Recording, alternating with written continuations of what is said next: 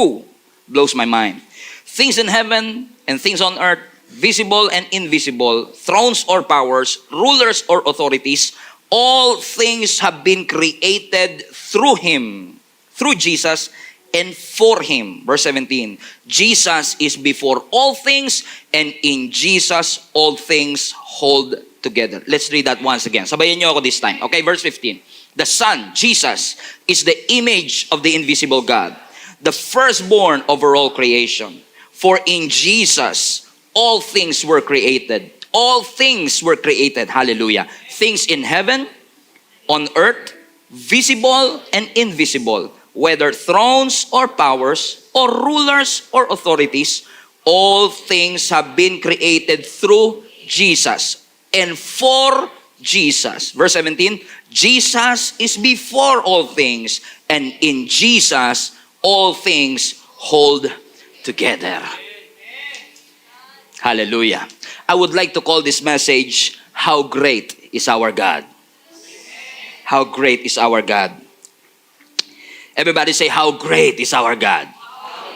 Amen. Ngayon pong araw na ito, susubukan ko hong muling ipakilala sa inyo at ipaalala sa inyo kung gaano kadakila ang ating Panginoon, using the vastness of the universe even to the tiny organism and particles of our body. We are still catching up on our series last Sunday talking about the Creator's signature. Pinag-aralan natin ang Genesis 1:1, ang Hebrew alphabet para lumabas ang tunay na kahulugan, hindi lang sa English version nito, kundi sa original na translation ng Biblia. Pero gusto ko lang pong klaruhin as we continue with this series na hindi po natin pinag-aaralan ang creation o ang Genesis 1:1 dahil naghahanap tayo ng scientific basis. We don't read the Bible for scientific basis. The story of creation has far more depth. Meron pong mas malalim na kahulugan ang Genesis 1, ang Genesis 2, kung bakit po natin siya pinag-aaralan. Hindi po natin, ulitin ko, hindi natin binabasa ang Genesis 1 dahil sa history, dahil sa scientific relationship nito sa ating buhay, kundi binabasa po natin ang creation for spiritual truths. Naghahanap tayo ng spiritual na kahulugan patungkol po sa paglikha ng Diyos sa tao at sa mundong ating ginagalawan. Naniniwala pa rin po ako na ang Biblia ang wisest book in the world. Ulitin ko, ito pong Biblia ang pinakamatalinong libro sa buong mundo.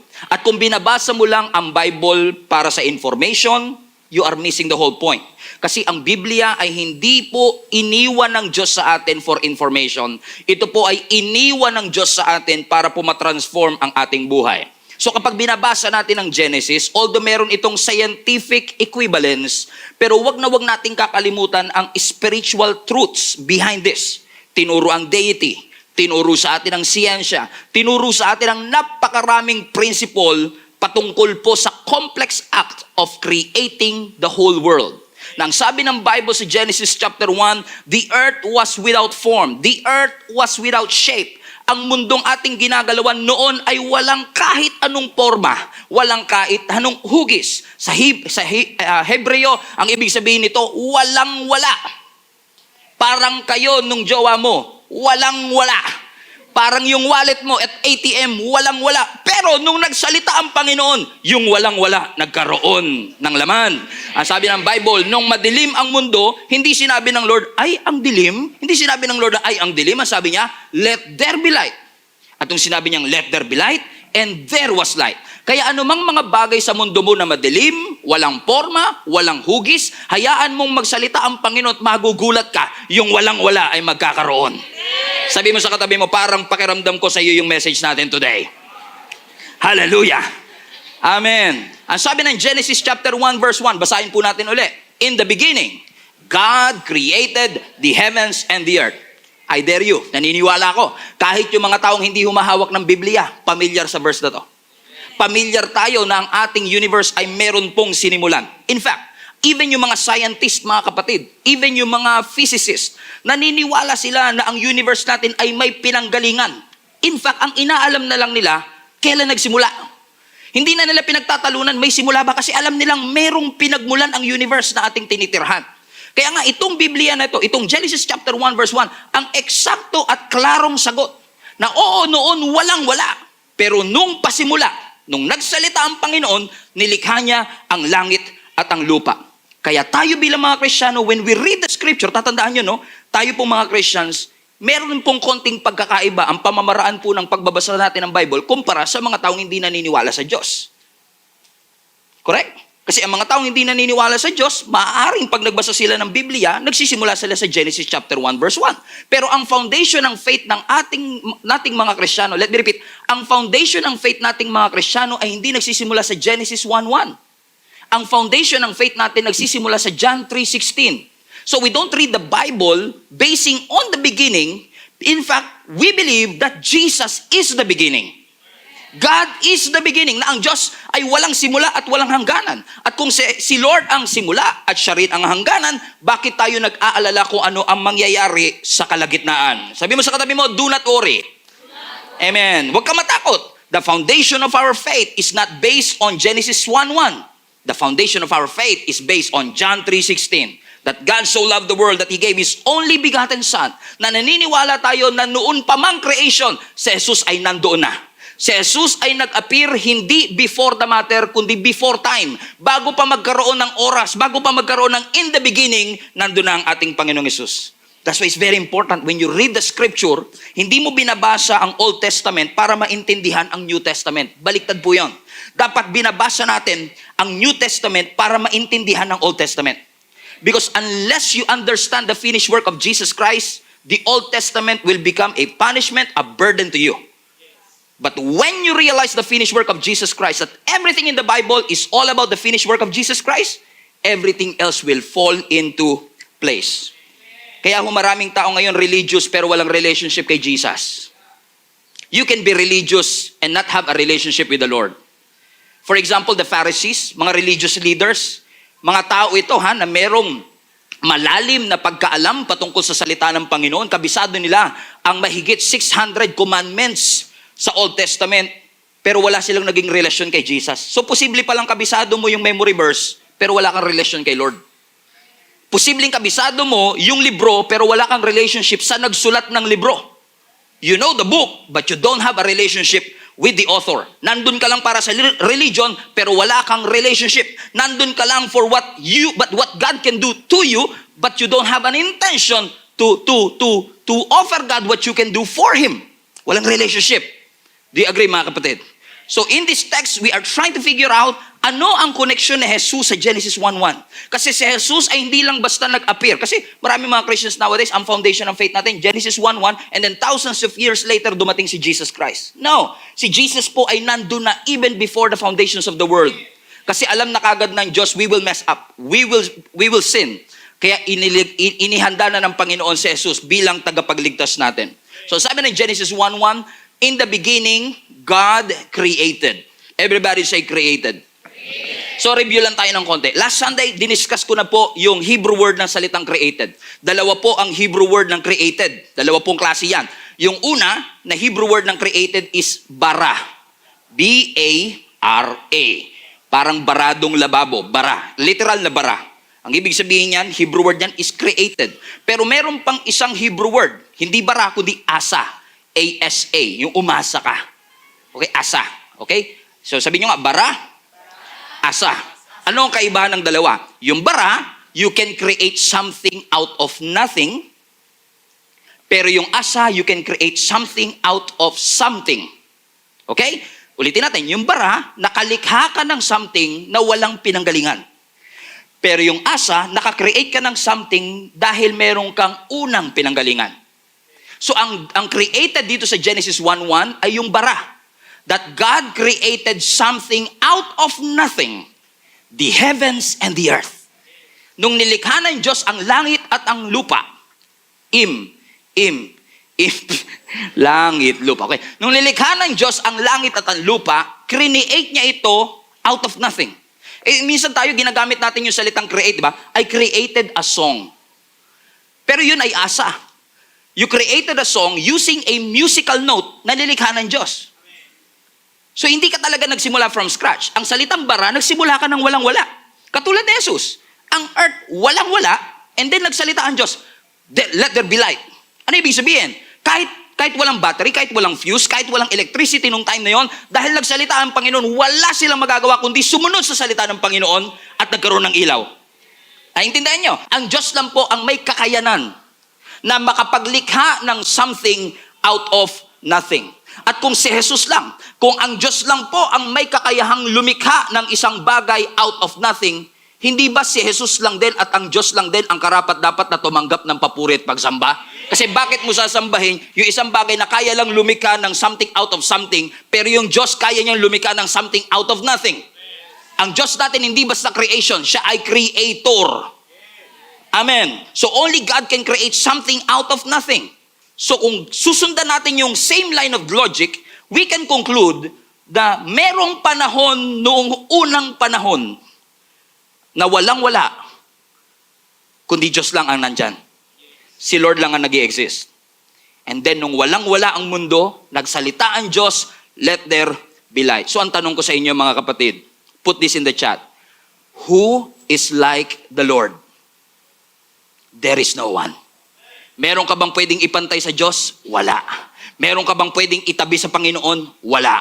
Walang pwedeng makapag-comprehend ng kanyang kaisipan. Walang pwedeng pumantay sa kapangyarihan ng ating Panginoon. Ibig sabihin, walang bagay na nag-i-exist sa mundo natin ngayon na mas magiging dakila pa kumpara sa Diyos.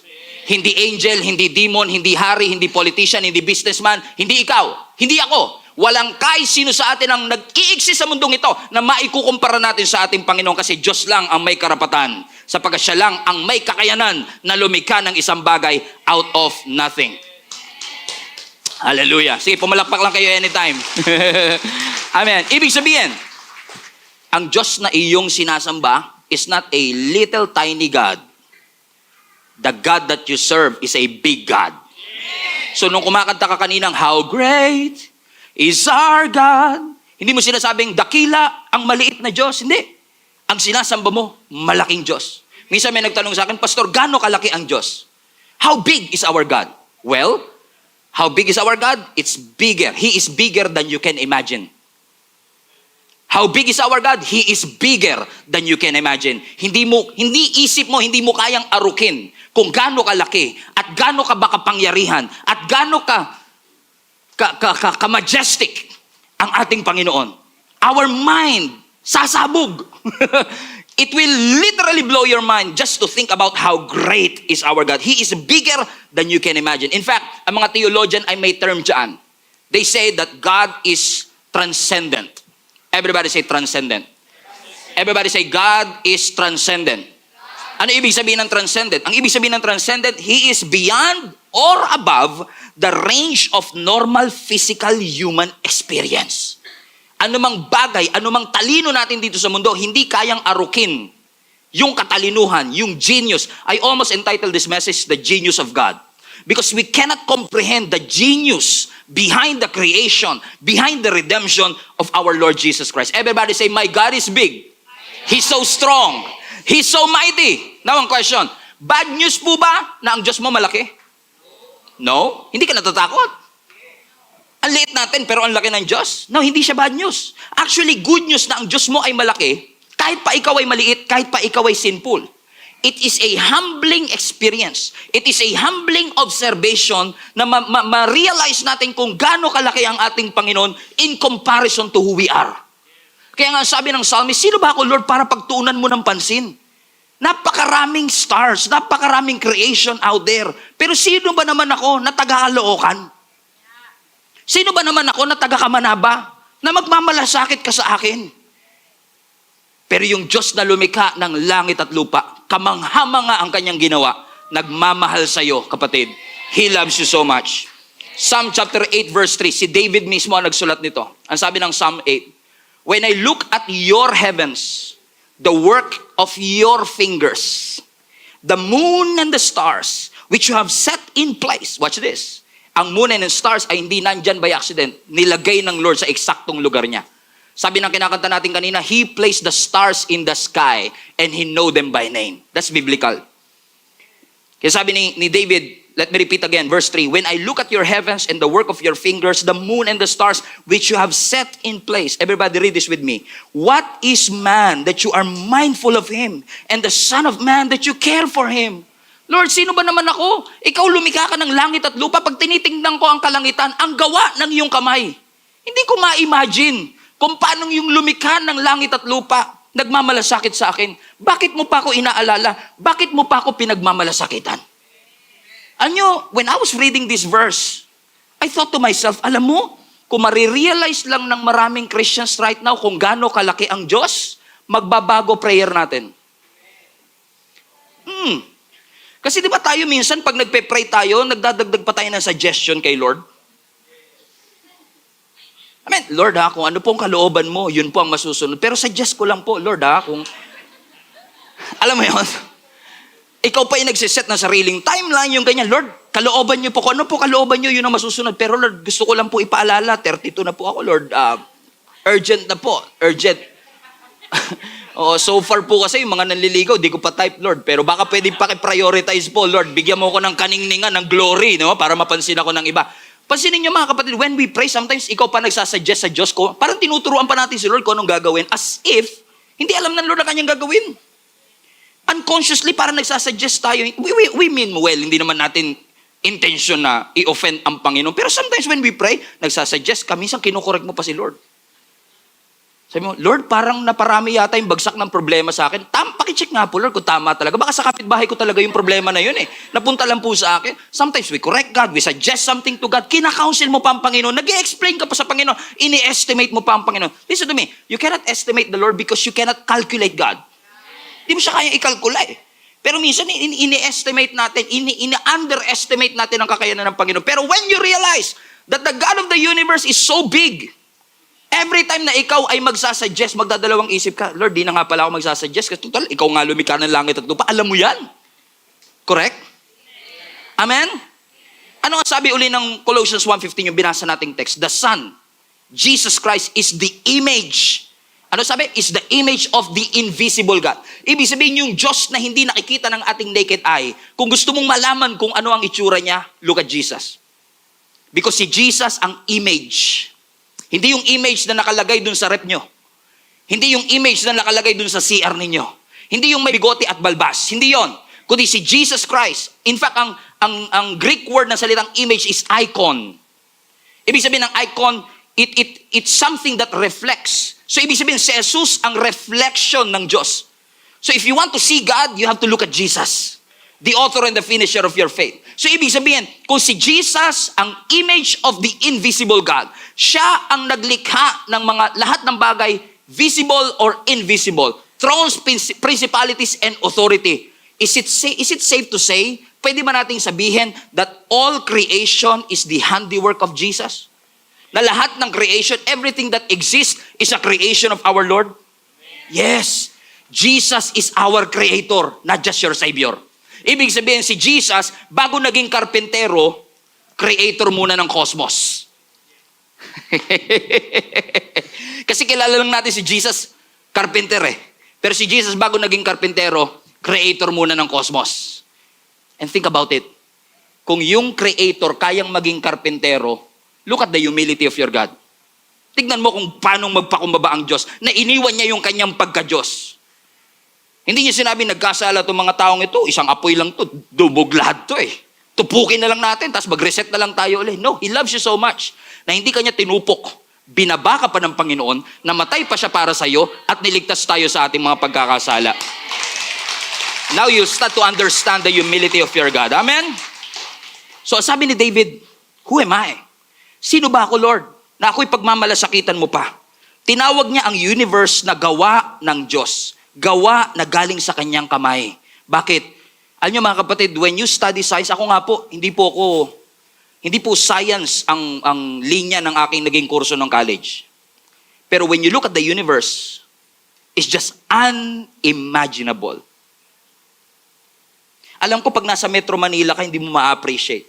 Kasi pag tumingala ka, either kable ng kuryente, o kaya hindi mo makita yung stars, nakikita mo lang yung Orion's Belt, kasi puro polusyon.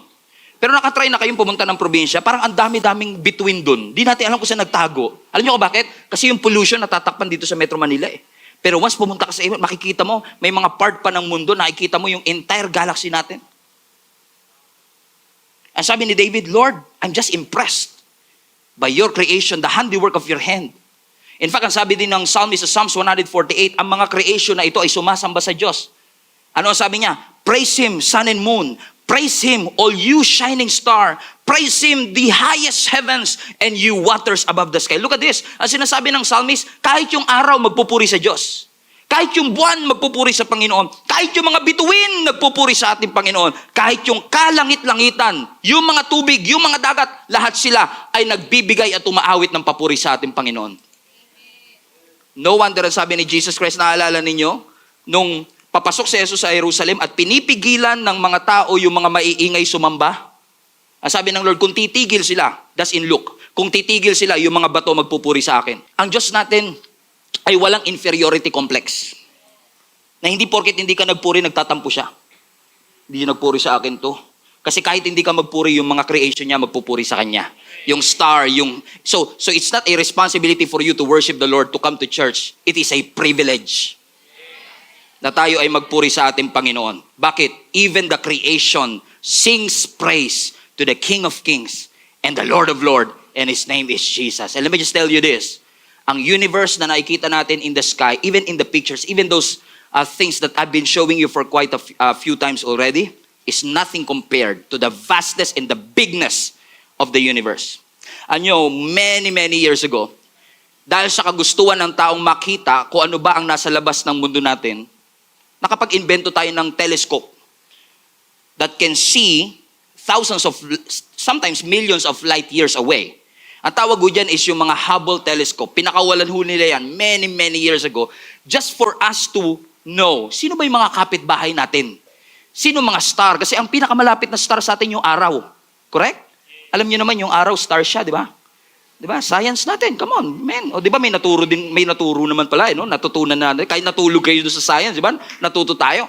So yung star, pinakamalapit lang yan, pero napakarami pang star. Doon pa lang po sa ating galaxy na Milky Way.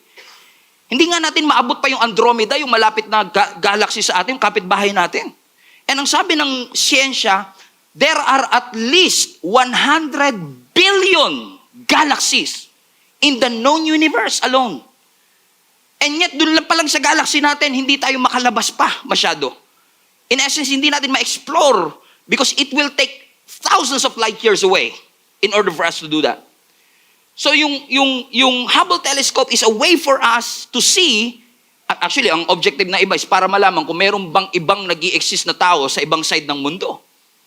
And yung Hubble telescope, meron akong picture ito mga kapatid, merong kinuwanan itong Hubble telescope, makikita marami naman sa Google nito. Ito pong part na ito, yung cluster of stars inside our Milky Way galaxy. Now notice, tayo po ay nasa, di ba, okay, just science class, okay, science class, okay? Earth, solar system, galaxy. Comprende? Okay, Earth natin, kabilang ng solar system, meron tayong Mercury, Venus, Earth, Saturn, Mars, Uranus, Neptune. Yung Pluto na dissolved na. Okay? And then, yung solar system natin ay parte lang ng millions of solar system in our entire galaxy. At itong shot na ito ay part lamang ng ating Milky Way galaxy. Kasi merong cluster of star, mga star na nagtabi-tabi. Now listen, itong nakikita niyong picture, bawat isang tuldok dyan ay star. Hindi planeta, star. Mas malaki pa po ang maraming star kaysa sa ating planeta. Lumulubog ang ating planeta sa mga stars na ito. And there are billions of stars. Kapitbahay pa lang natin ito. Sabihin nyo nga, hi neighbor. Mag-hi naman kayo, kinuha na natin, di tayo nag-hi. Let's hi. Hi neighbor. Amen? Bakit? We are trying to find life outside Earth. Naghahanap tayo, meron pa bang ibang Stephen dyan sa kabila? May multiverse. Bakit? Kasi alam natin na ang buhay, it demands the life giver. Let me rephrase. Kung may buhay, may nagbigay ng buhay. Kung may creation, may nag-create. Hindi ito basta chance, hindi ito basta aksidente na meron tayong mga stars in the sky. Merong intelligent mind na nag-isip at naglagay sa mga stars na yan. And by the way, lahat ng stars na yan, alam ng Diyos ang pangalan. God placed the stars and He know them by name. He's amazing. Everybody say, wow. Merong naglikha. For example, naglalakad doon kayo sa Boracay, for example. Lalakay kayo sa Boracay. Sana all, nakakapag-Boracay, ano? Okay? Tapos, pagod na po kayo kasi nakapag-picture na kayo ng 10, pinost nyo, pare-pareho lang naman itsura. Okay? Okay? Habang naglalakad kayo ngayon sa Boracay, ikaw lang ang tao sa buong Boracay, ikaw lang ang tao sa buong planeta, habang naglalakad ka, nakakita ka ng sulat. Nakalagay, H-E-L-P. Help. Help. Kaling, oh. Kaling nito mga buhangin na to. Nagsulat. Paano kaya nilang nagawa yun? Kapag may nakita ka bang help na nakasulat sa buhangin, iisipin mo bang may taong nagsulat nun? Correct. Hindi mo iisipin na ang galing ng mga buhangin, oh. Ang galing nila sumayaw. Talaga nakaporma sila ng H, Kasi yung sulat na yon ay katunayan na may nagsulat.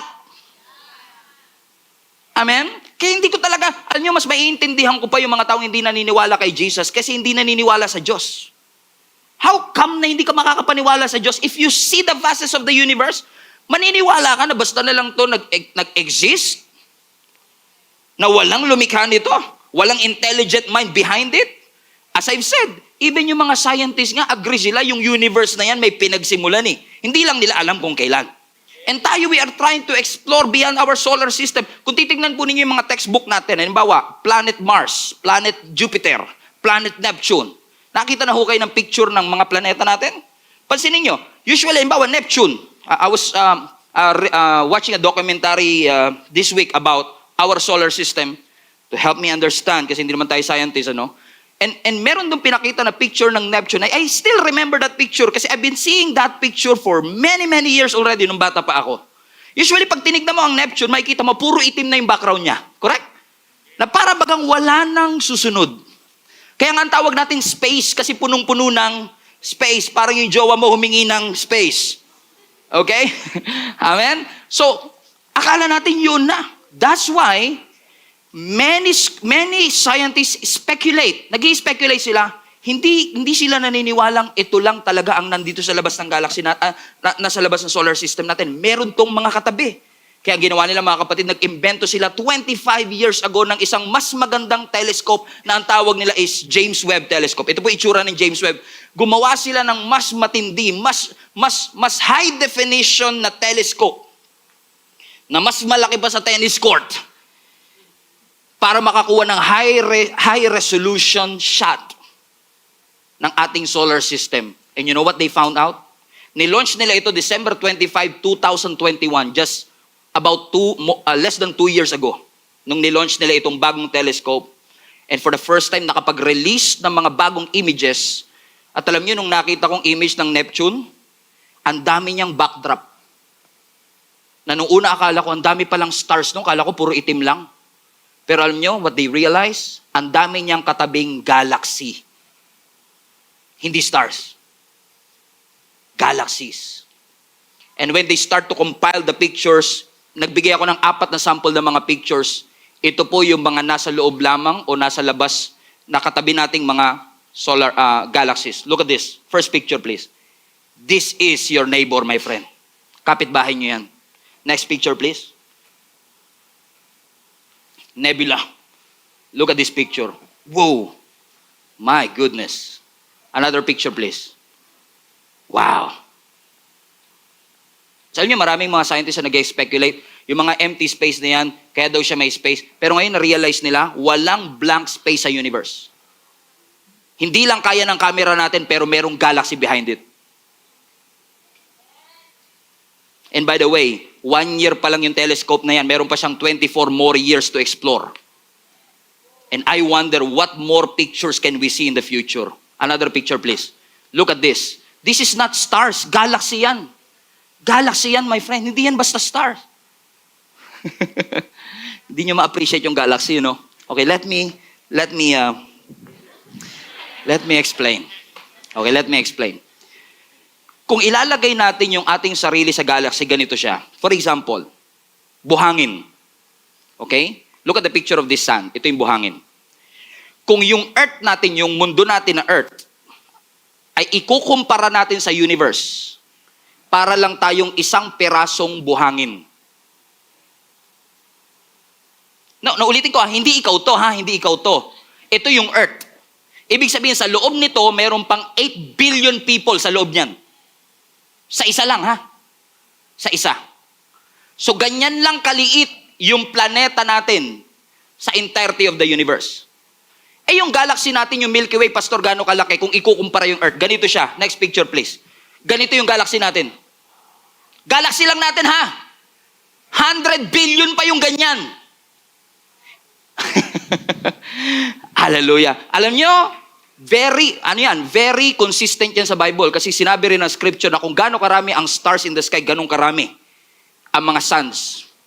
Stars, Kung gaano karami ang buhangin sa buong mundo, ganun karami ang stars in the entire universe. Known pa lang yung na-discover pa lang natin. At sa bawat star, may mga solar system pa yan. May mga planeta pa yan. Ang estimate ng mga scientists, there are about 2 billion trillion planets in the known universe right now. Di na natin mabilang.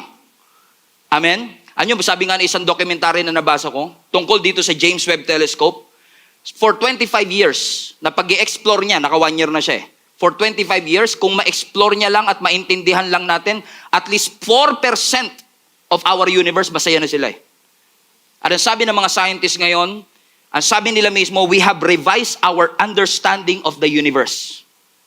Na bago yung perception nila.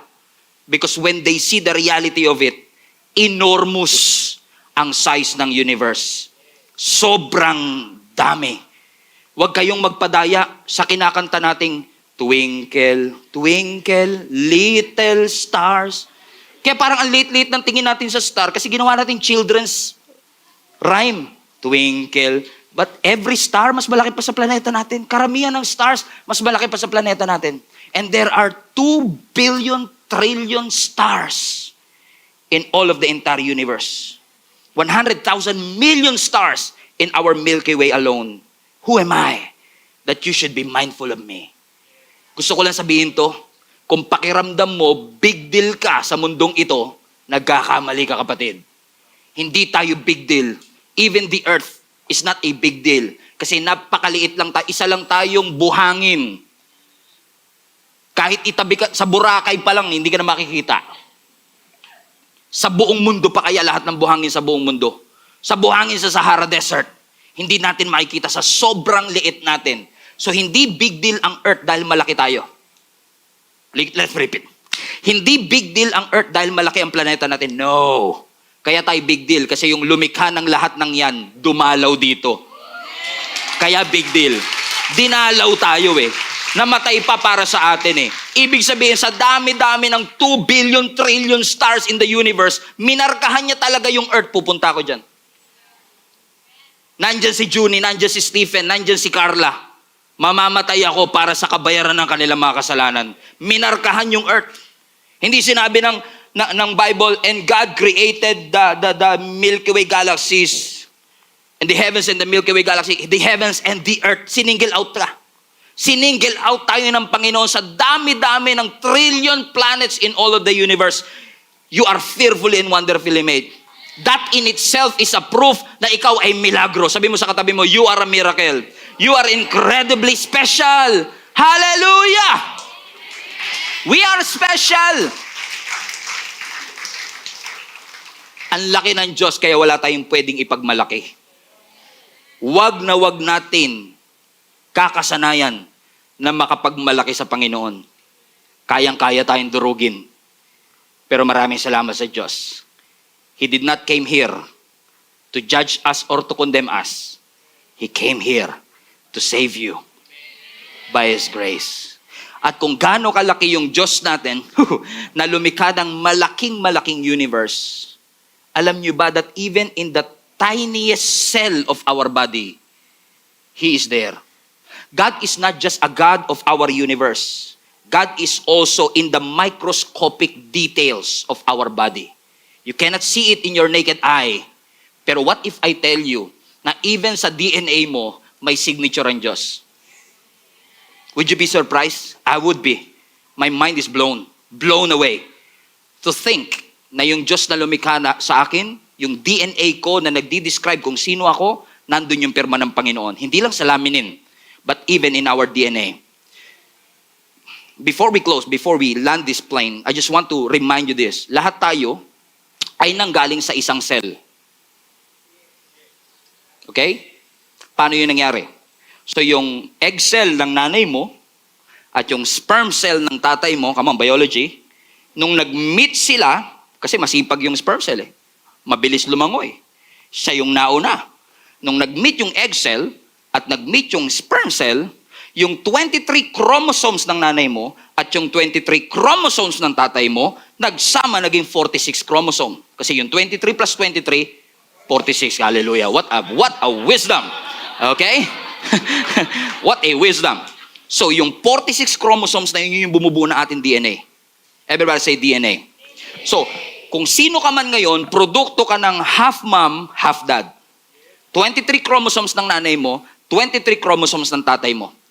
Kaya nga ngayon, the scientists are trying to figure out paano i-replicate ang tao. Kaya sila nagko-clone. Merong American scientist na in-inject yung cell natin sa baboy, sa monkey, but they cannot replicate. Just for the record, what's wrong with us? I mean, what's wrong with us?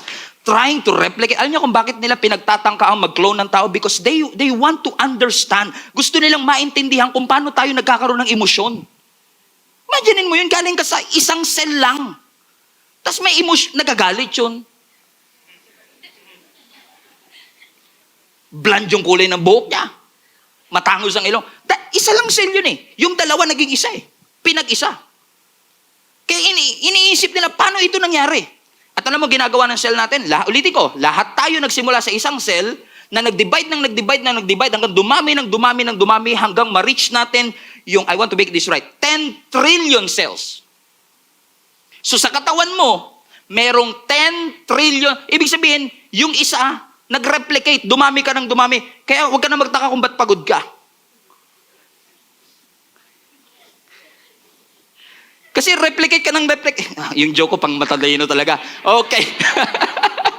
Okay. Galing ka sa isang cell, nag-reproduce hanggang ma-reach natin yung 10. So sa katawan natin merong 10 trillion.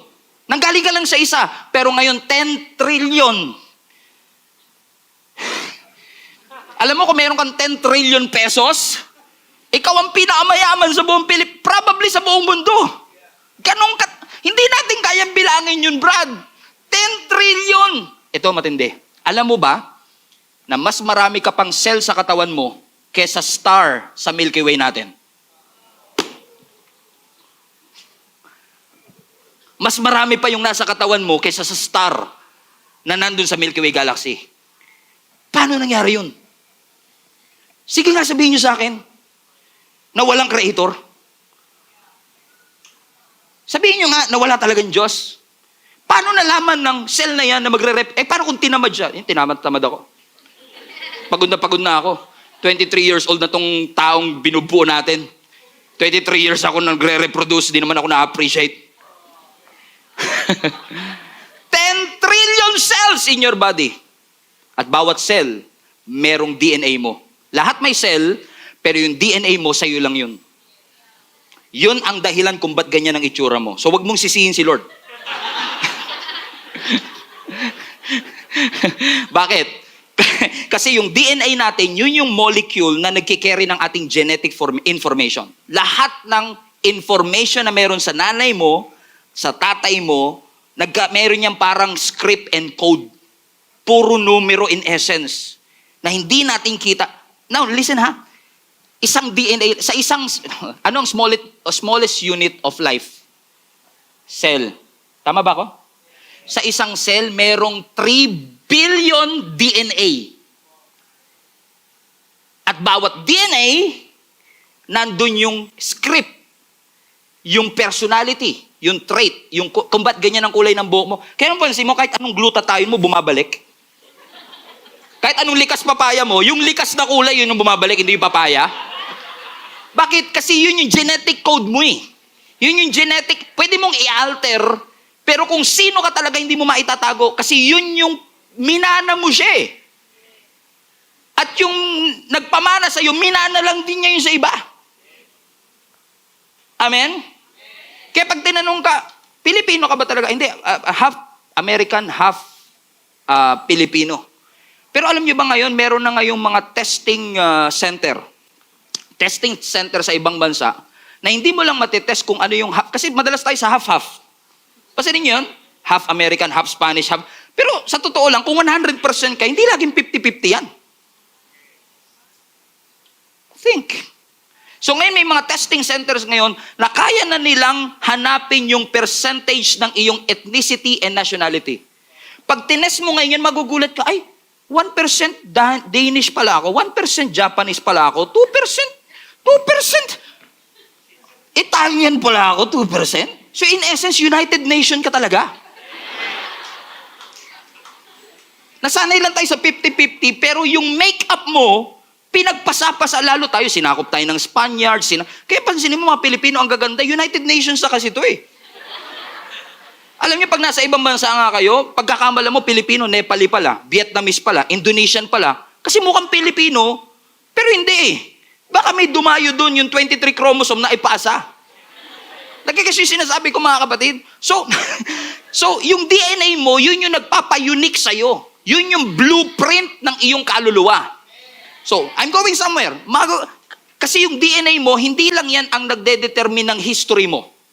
Kasi DNA mo, produkto ng chromosomes ng magulang mo. History. Pero yan din ang magpipredict ng future mo. Kasi yun yung maipapasa mo sa magiging anak mo. So, ganun kahalaga ang DNA. At bawat isa sa atin, unique ang ating mga DNA. Kahit kambal, magkaibang kanilang DNA. Iba ang code. Alam niyo yung mga computer guy, like me, naging computer programmer ako, mas maiintindihan nyo sa ganitong lingwahe na ang DNA natin ay may source code. Meron siyang source code. Doon nakatype si Lord kung ito magiging kulay ng buhok niya. Nakalculate. Based on that script, based on that code, para siyang computer program na source code ng buhay mo, lahat ng organism. And watch this. Kung itatype mo yung code na yon sa isang DNA sa isang DNA, kung itatype natin, tayo ang gagawa, tayo ang magtatype, tayo si Lord. Kung itatype, isang DNA lang ulitin ko lang, 3 billion DNA in one cell. Kung itatype mo lang yung DNA, meron siyang 3 billion characters sa isang DNA. So kapag tinype ko siya, 3 billion letters, aabutin ka ng 50 years para matype mo yung isang DNA. So kung walang Diyos, sino Amen. Kasi yung DNA mo, yan ang nagdedetermine ng whole function ng body mo. Kaya may mga hereditary disease. Kasi guess nyo? Chromosome eh. Yun yung genetic code. Yun yung program sa'yo. Yun ang nag-i-instruct sa cell mo kung paano niya i-carry out ang complex body function. So everything that happens inside your cell, ini-instruct ng DNA. Yung DNA ang may final say. Siya ang direktor. Lahat ng information that makes up the whole you is dictated by your DNA. Lahat ng quality, trait, and personality. Pati personality natin, apektado ng ating DNA. Pero yung cell natin, na merong DNA, kung yung DNA, yun yung parang nilagay yung USB ng pagkatao mo nandun sa DNA. Guess nyo? Nakasave. Yung DNA mo. Ganito kulay ng buhok niya kasi ganyan yung kulay ng buhok niyan, ganito ang ilong niyan, ganito width, ganito length. Okay? Nakasave sa USB. Nandun sa loob ng cell. Now, nag-science class tayo? Yes. Di ba sa science class natin, alam natin na every second may namamatay na cell sa katawan natin. So, kung kumapit kayo, fasten your seatbelt. Kung yung DNA mo nasa cell, at yung cell na matay, paano na yun? Yung information about you, makukurap. Correct?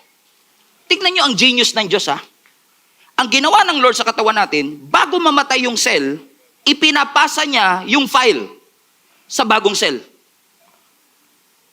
Yung 3 billion characters pinapasa niya sa bagong cell na mabubuo. So sinasabi in essence, o bago kayo umalis ha, paso nyo muna, mag-endorse kayo.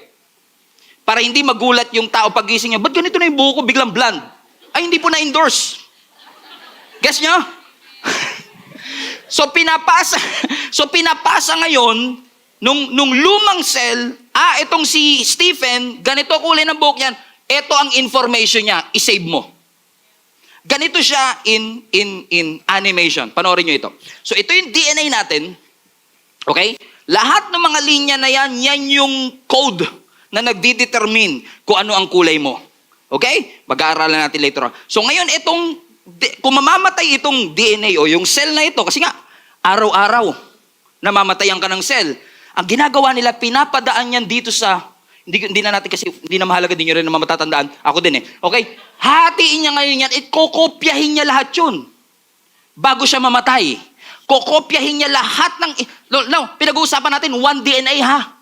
And 3 billion simultaneous na ganito ang nangyayari sa katawan mo sa isang cell. Ipinapasa niya. And dito parang ang bagal ng pagtapasa, no? Parang ang bagal. So kumuha ko sa YouTube ng real time kung gaano kabilis yung pagpapasa niya. Ganito yung real time animation kung gaano niya kabilis pinapasa yung lumang DNA papunta sa bagong DNA. Boom, sabog. So kada may mamamatay, nangyayari to. Now listen to me. Ang tanong, ilan ang namamatay na cell sa katawan natin? Kapit. Ang namamatay sa cell natin, at least 1 million cell every second. Every second, 1 million. Just like that, another million have died. Nakapag-copy na siya ng 3 billion characters agad. IT ako Computer literate ako. Wala akong alam na teknolohiya na kayang mag-copy ng 3 billion characters in 1 second.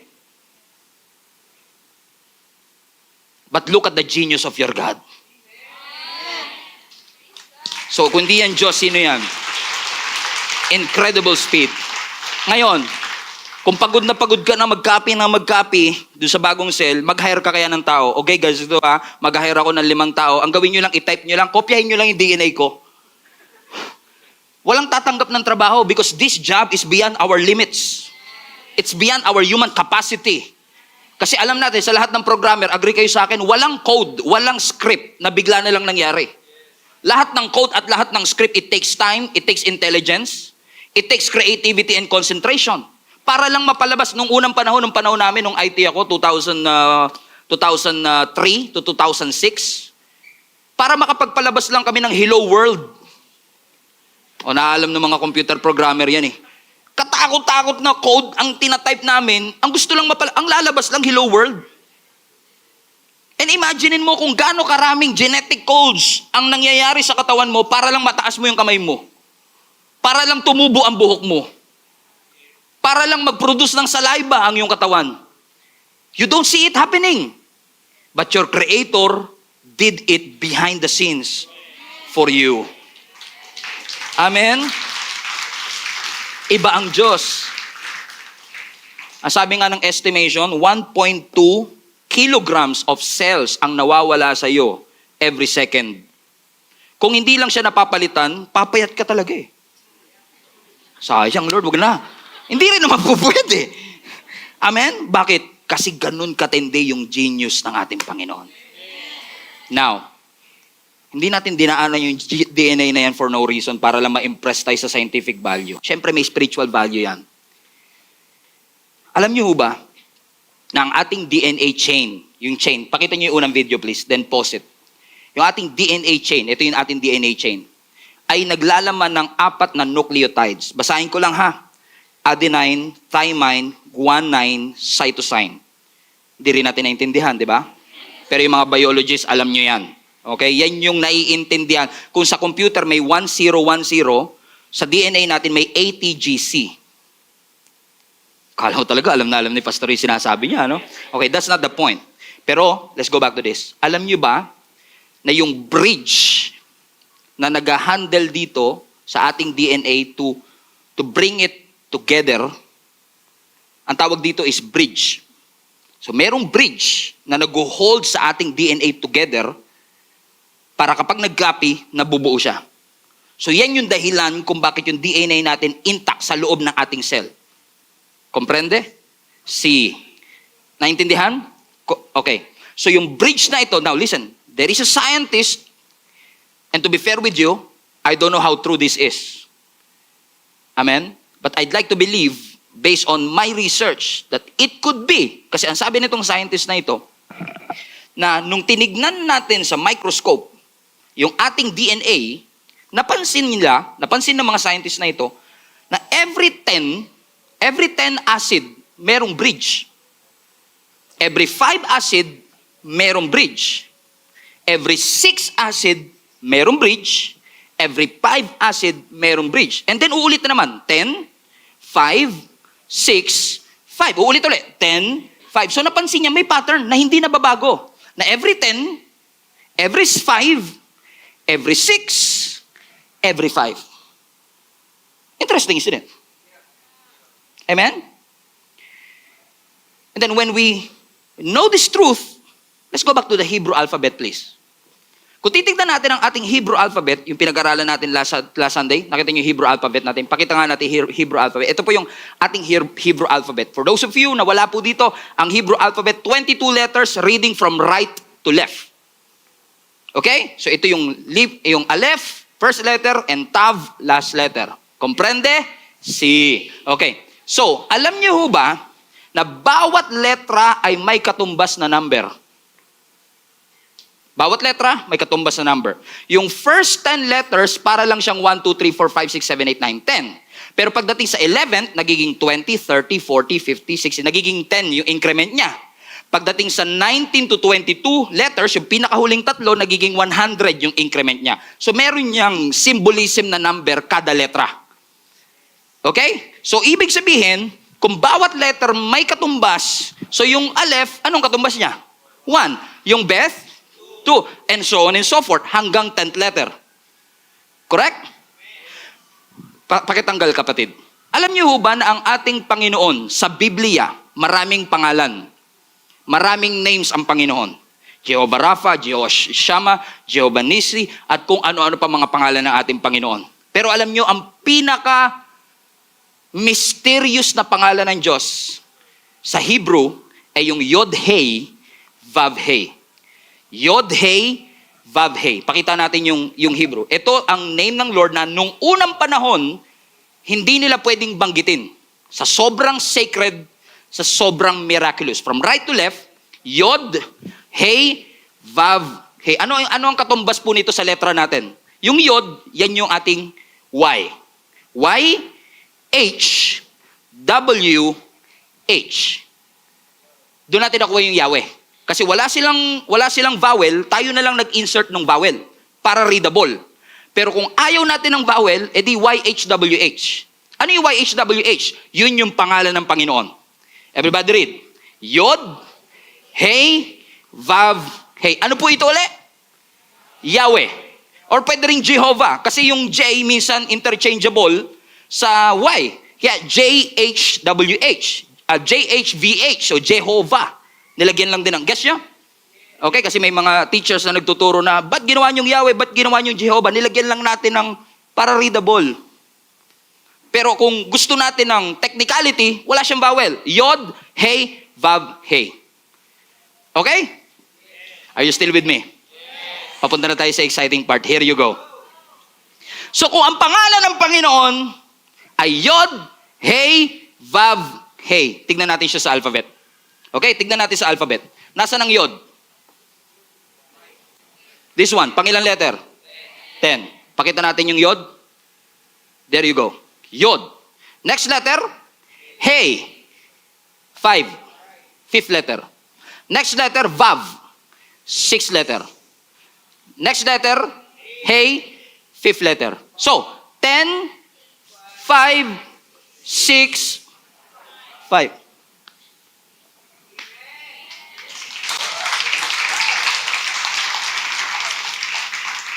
So, ibig sabihin, yung bridge ng DNA natin na may pattern na 10, 5, 6, 5, is actually a clue na yung Yahweh, na creator of the universe, pinirmahan yung DNA mo at yung bridge na yun ang nag-hold sa ating DNA together. Sino? Yod, Hey, Vav, Hey. Okay lang ba sa inyo magpaka-corny ako ng konti? Total, corny naman na talaga ako eh. Pag tinignan nyo nga actually, Brad, alam nyo na yung corny, di ba? Okay, tawa din sila eh. Kasi kanina nagpa-practice kami. Nagpa-practice na kami ngayon, okay? Okay, pag tinignan nyo yung Yod, Hey, Vav, Hey ng patayo, parang korting tao.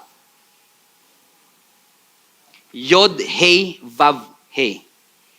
The 4 letters. 10, 5, 6, 5. Let's go back to the original Yod, Hey, Vav, Hey. Pero alam nyo ba, ng Hebrew alphabet, hindi lang may representation na number, kundi even pictures.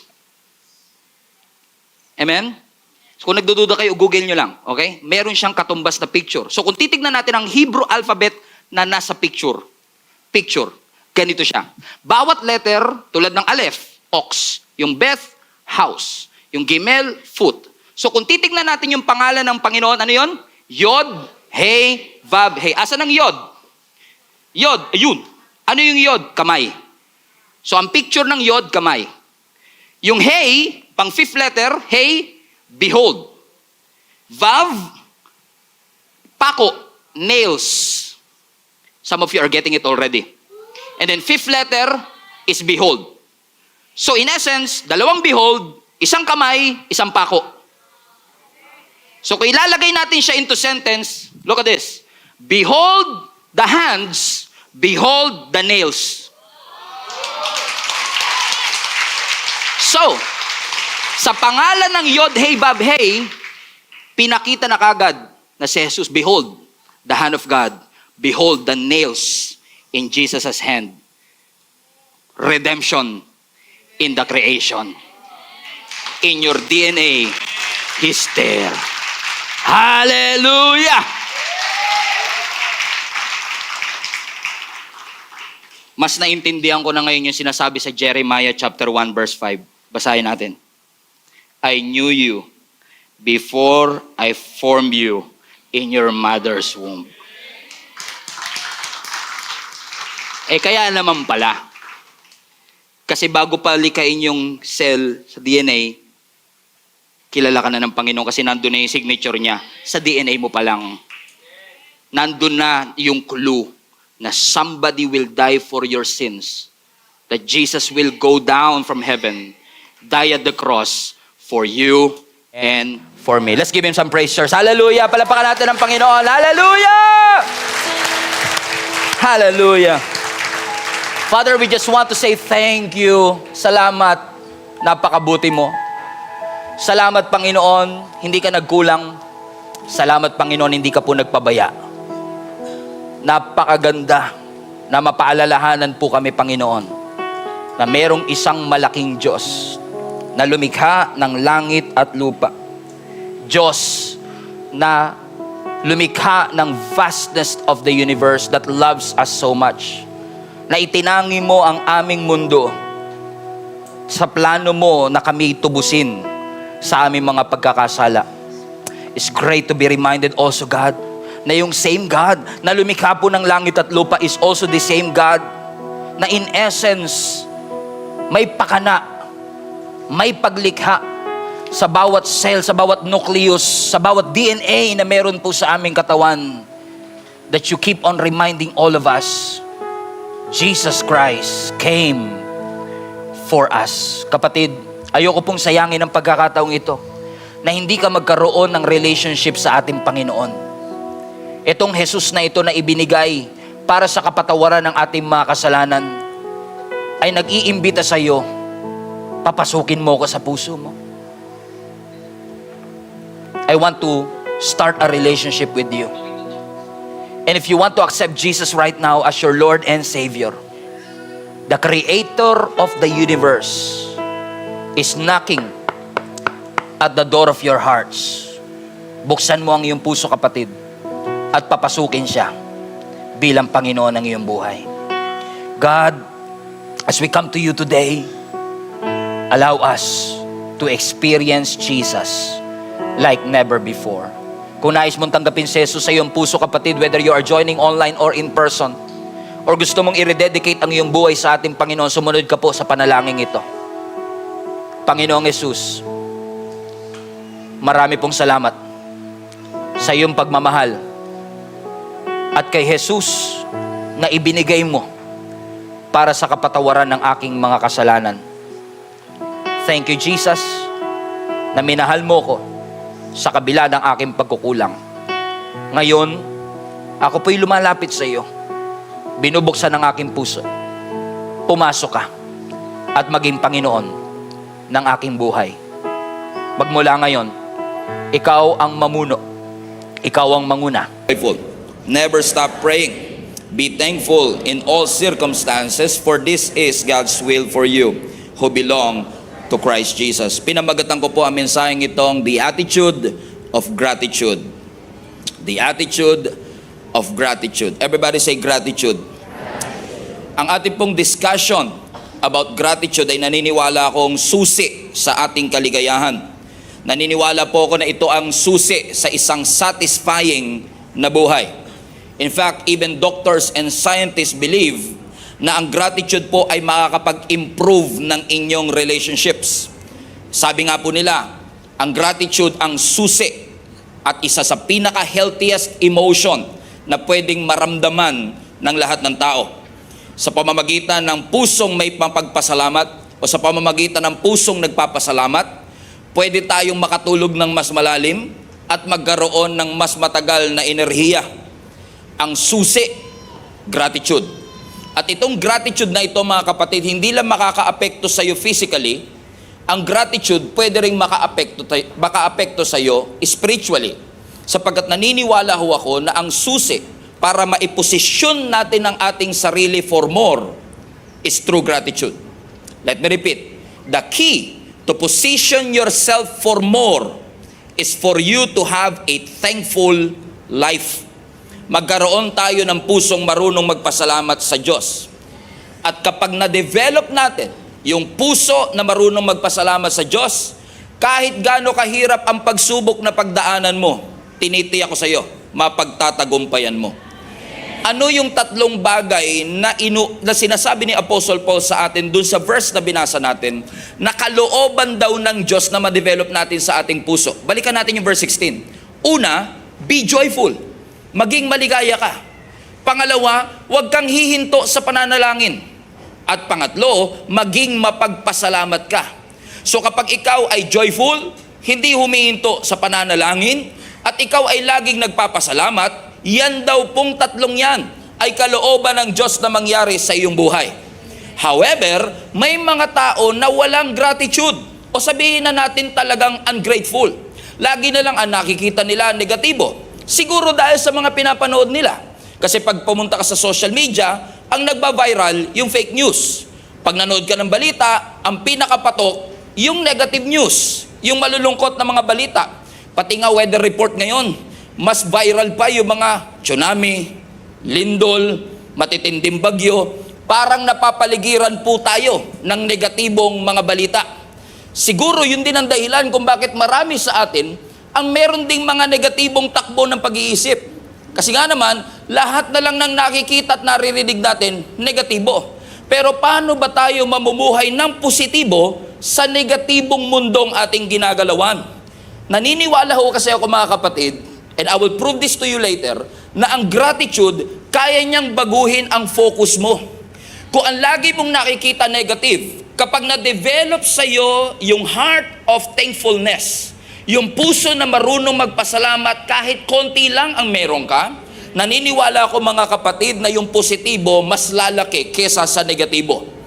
May mga pangyayari po ba at may mga tagpo ba sa inyong buhay na dati nyong ipinagpasalamat pero ngayon nakakalimutan nyo nang ipagpasalamat? May mga parte ba ng buhay ninyo na excited kayo noon, pero ngayon parang hindi nyo na napagpapasalamat kasi masyado na kayong naging pamilyar at sanay, at dahil sanay ka na, hindi na natin na ipagpapasalamat. Okay. Humihinga po ba kayo? Yung oxygen po ba ninyo, binayaran ninyo? Sino po nagbigay ng oxygen? si Lord. Kailan po ang huling beses na ipinagpasalamat natin yung oxygen natin? Guilty rin ako eh. Hindi natin yan na ipagpapasalamat. Bakit? Kasi sanay ka na pagising mo may automatic oxygen at yung familiarity na yon ang nagnanakaw sa iyo ng opportunity para maging grateful. Ang magnanakaw ng gratitude, familiarity. Pag sanay na ka na yung nanay mo nagluluto ng breakfast, minsan hindi mo na napagpapasalamat na hindi lahat ng nanay ginagawa yun sa kanilang mga anak. Pero dahil sanay ka na, yung familiarity ang nagnanakaw sa iyo ng gratitude. Hindi mo na pagpapasalamat kasi nga lagi namang nandyan. And to make matters worse, dati mong pinagpasalamat, dati kang excited, posibleng ngayon kino-complain o nirereklamo mo na. Okay. May katabi ho ba kayo, nung nag-a-apply pa lang siya ng trabaho, grabe yung kanyang excitement.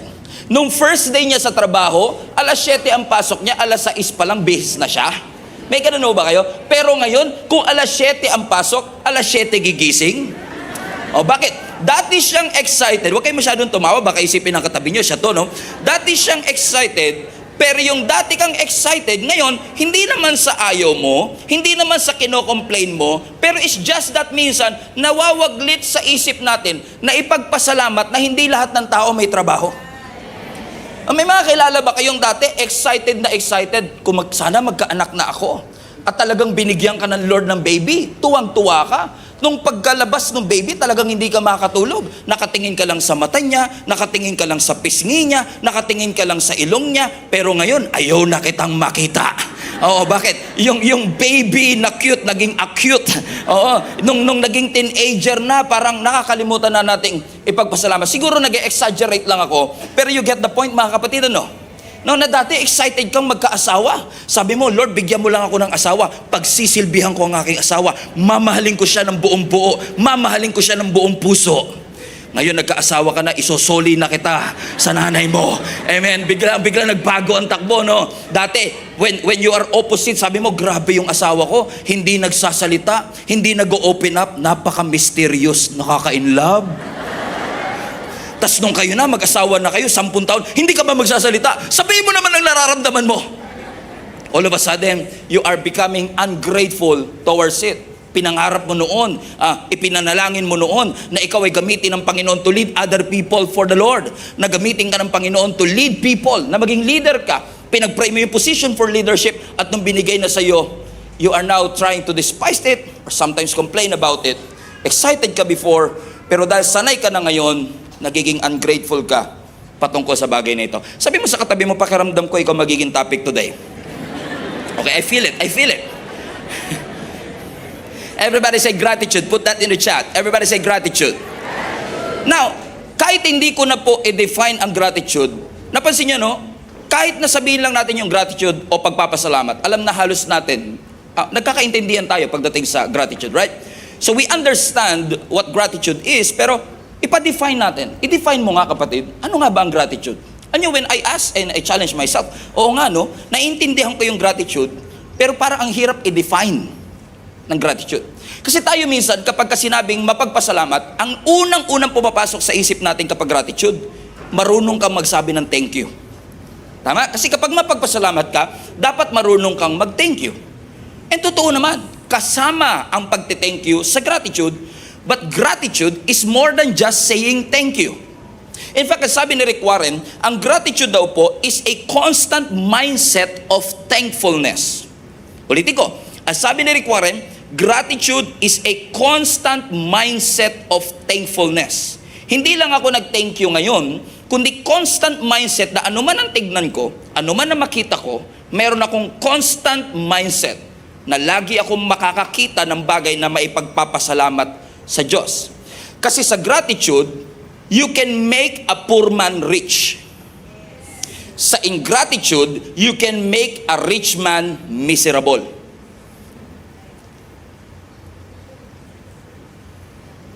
That's the difference between gratitude and ingratitude. Kaya nga last Sunday, naalala po ninyo, ang pinag-usapan natin is how can we praise from a painful place.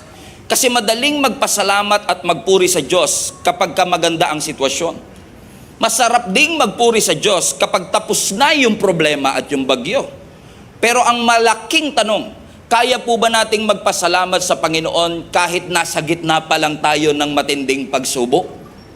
Kaya ba nating magpuri sa Diyos at magpasalamat kahit na ano ang sitwasyon ng ating buhay? Ano ang tinuturo sa atin ng Biblia? Sabi ng Psalm 103 verse 1 to 5. Let all that I am praise the Lord. With all my heart, I will praise His holy name. Let all that I am praise the Lord. May I never forget the good things that God does for me. He forgives all my sin. He heals all my diseases. He redeems me from death and crowns me with love and tender mercies. He fills my life with good things and my youth is renewed like eagles. We have so much to be thankful for sa ating Panginoon. Napakarami ho nating dapat ipagpasalamat sa ating Panginoon. At kung wala ka mang maisip na kahit isa na maipagpapasalamat sa Panginoon, let me remind you this. Lahat tayo deserve natin na mapunta ng impyerno, but Jesus purchased our way out para tayo ay mapunta ng langit. Niredeem ka niya, pinatawad ka niya. And in case makalimutan mong magpasalamat na ang Diyos natin ay mabuti, let me remind you, lahat tayo deserve nating mapunta ng impyerno, pero sinagip tayo ng ating Panginoon. Baka masyado lang tayong pamilyar na hindi na natin ito maipagpasalamat. I was reading an article the other day, at sabi ho nila, there are an average of 130,000 airplane na naglaland araw-araw safely. Araw-araw sa buong mundo, 130,000 na eroplano ang safe na nakakalapag. Pero ang nalalagay lang sa balita, yung nag-crash, yung nag-overshoot sa runway. Pero even as I speak, may naglaland na airplane at yung mga taong yun nagpapasalamat, but sometimes hindi natin napapansin kasi sanay naman tayo na laging may lumalapag na safe. Ito'y paalala sa bawat isa sa atin na baka may mga pangyayari at may mga circumstance sa buhay natin dahil araw-araw natin nakikita, hindi natin maipagpasalamat sa ating Panginoon. We ought to give thanks to the Lord for He is God, and we ought to give thanks to the Lord for He is good. Since He is God and He is good, we ought as a Christian to thank the Lord. Everybody say, praise Jesus. Praise Jesus. At wala na po sigurong illustration pa o story pa sa Biblia that best describes the subject that we are talking about. And that is the story of the 10 lepers. Ito po yung storya ng 10 may ketong na pinagaling ng ating Panginoon. Let's read the whole story. Ang sabi ng Luke chapter 17 verse 11 to 17. Samahan nyo nga po ko. 1, 2, 3, go. As Jesus continued to travel toward Jerusalem, ako nang iwan. Okay, one more time. Luke 17:11. As Jesus continued on toward Jerusalem, He reached the border between Galilee and Samaria. As He entered a village there, 10 men with leprosy stood at the distance, crying out, Jesus, Master, have mercy on us. He looked at them and He said, Go, show yourselves to the priest. And as they went, they were cleansed of their leprosy. One of them, when he saw that he was healed, came back to Jesus shouting, Praise God! And he fell to the ground at Jesus' feet, thanking Him for what He had done. And this man was a Samaritan. Jesus asked, Didn't I heal 10 men? Where are the other 9? Has no one returned to give glory to God except this foreigner? And Jesus said to the man, Stand up and go, for your faith has healed you. Ganda ng story. Ang sabi ng scripture, habang si Jesus daw po ay nagtatravel towards Jerusalem, napadaan ho siya sa border ng Galilee at Samaria. Para mas maunawaan ng hindi masyadong nakakapagbasa ng Biblia, no? Yung border ng Galilee at Samaria ay parang border ng magkaibigan at magkaaway. So magkaaway na itong Samaria kasi kaawa ng mga Jewish people. So yung mga Galileans galit sa Samarians at yung mga Samaritan galit din naman sa mga Galileans. And Jesus was traveling in the border. A great picture ng ating Panginoong Yesus. Si Lord kasi hindi siya nagde-divide, He unites.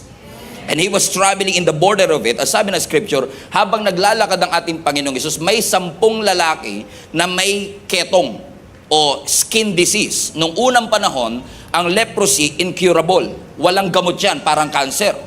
So dahil ito ay contagious, madaling kumalat, lahat ng taong may ketong kailangang i-quarantine. Pero surprisingly, itong 10 ito, parang hindi naman sila quarantine, pero kailangan nila ng certain distance. So maaari na hindi severe ang kanilang case, but since meron silang leprosy, kailangan nilang dumistansya. Kaya sabi ng scripture, habang naglalakad si Jesus, itong 10 ketongin, he stood at a distance and they shouted, Jesus, Master, have mercy on us. At sa 10 ito, siyam magkakaibigan, yung isa kaaway. Siyam Galileans, yung isa Samaritan. Siyam na Hudyo, isang Samaritano. Pero pare-parehong isolated. Kasi kapag may leprosy ka, ibig sabihin lang nun, isolated ka. At ang epekto po ng ketong o ng skin disease na ito na leprosy, hindi lang po physical. Kasi physically, more than yung mga sugat-sugat sa iyong katawan, may mga cases ng leprosy na kahit yung mukha nila na de-deform, nawawala sa hugis. Kasi kinakain ng infection yung kanilang laman. So nawawala yung ilong, nawawala yung bibig, nawawala yung mukha nila, nasisira yung kanilang mukha. So just imagine the tragedy na every time natitingin ka sa salamin, hindi mo makilala kahit yung sarili mo. Dagdagan pa natin ang emotional na epekto. At dahil sila ay may leprosy, contagious o nakakahawa, they have to separate themselves. At kung sila ay separated sa community, ibig sabihin separated sila sa kanilang family. Just imagine the hardship na walang yumayakap sa iyo kapag kailangan mo ng yakap. Wala kang makausap pag kailangan mo ng kausap. Just imagine the weight of it. Na every time na nangangailangan ka ng aruga, walang nag-aaruga sa iyo. Hindi ka makapag-provide, hindi ka makapagtrabaho, outcast ka sa society. Dagdagan pa natin, hindi lang physical, hindi lang emotional, pati spiritual. Kasi even the religious people are condemning these lepers. Kasi nga, sila ay simbolo ng karumihan. At dahil sila ay marumi physically, ina-assume na meron silang naging kasalanan and therefore, ang mga taong ito ay dapat lamang na mahiwalay sa atin. Walang cure ang leprosy. Ibig sabihin, kung ang leprosy, mahihiwalay ka sa komunidad, ibig sabihin din na walang cure habang buhay ka ng hiwalay sa komunidad. It is a lifetime of isolation. It is a lifetime of sadness. It is a lifetime of suffering. It is a lifetime of condemnation until they met Jesus Christ. Yung hopeless case, nagkaroon ng hope. Kasi nung nakita nila ang ating Panginoong Yesus, tumawag sila sa ating Panginoong Yesus, Jesus Master, have mercy on us. Lumapit ang ating Panginoon sa kanila, sabi ng Panginoon, go, show yourselves to the priest.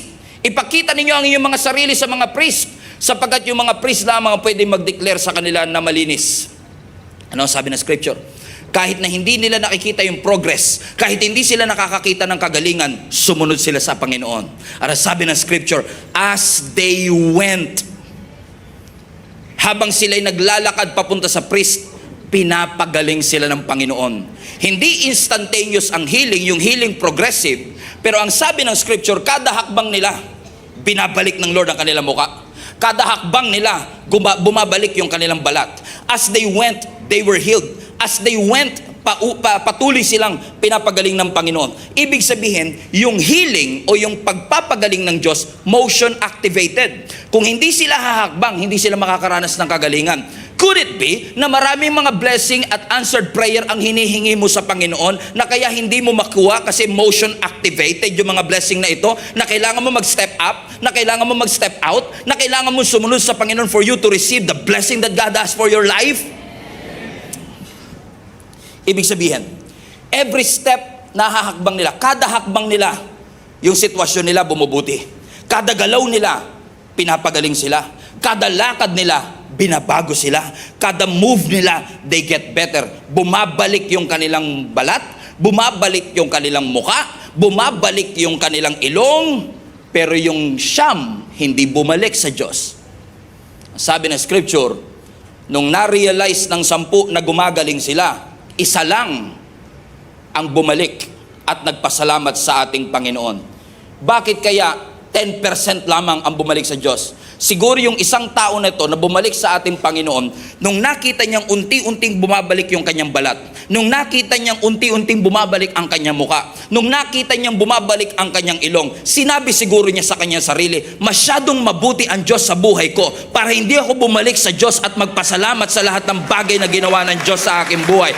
Masyadong tapat ang Panginoon sa aking buhay para hindi ako magsimba linggo-linggo. Masyadong mabuti ang Diyos sa akin para hindi ako matutong manalangin at magbasa ng kanyang mga salita. because of God's faithfulness, it will enable you to go back and praise the Lord for everything that He has done. And watch this. And surprisingly, ang sabi ng verse 17, pagbalik ng lalaking ito, bring it back. Ang sabi ni Jesus Christ, hindi ba 10 ang aking pinagaling?